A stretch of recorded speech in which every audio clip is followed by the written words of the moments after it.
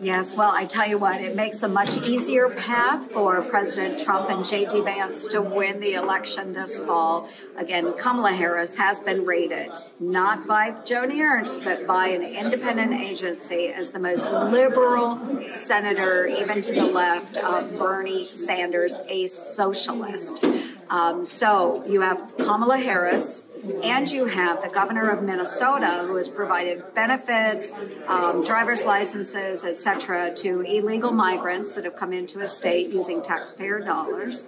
And he has espoused the wisdom, so-called wisdom of socialism as well.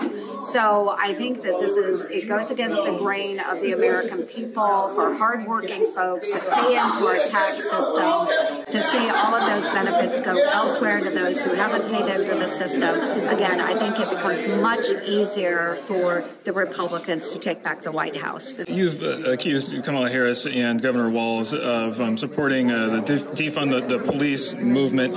But I guess, what do you say to those who might push back and say that, saying that somebody supports criminal justice reform might not be the same thing as defunding the police, and that it kind of muddies the waters? I don't think it muddies the waters. I think if you look at their actions, and the BLM movement at that time, which was closely tied to defund the police, Kamala Harris was actively raising money to get the BLM protesters out of jail. So she was trying to get those that were destroying public property, destroying businesses, looting, stealing, setting up encampments where rapes, even stabbings occurred. She was trying to get those people out of prison. So it's not about reform. If it was about reform, she would have put forward good ideas, bipartisan ideas in the Senate. She did not do that. I don't believe the governor did as well. Right. How do you think this impacts the presidential campaigns and the trail moving forward, the vice president picks?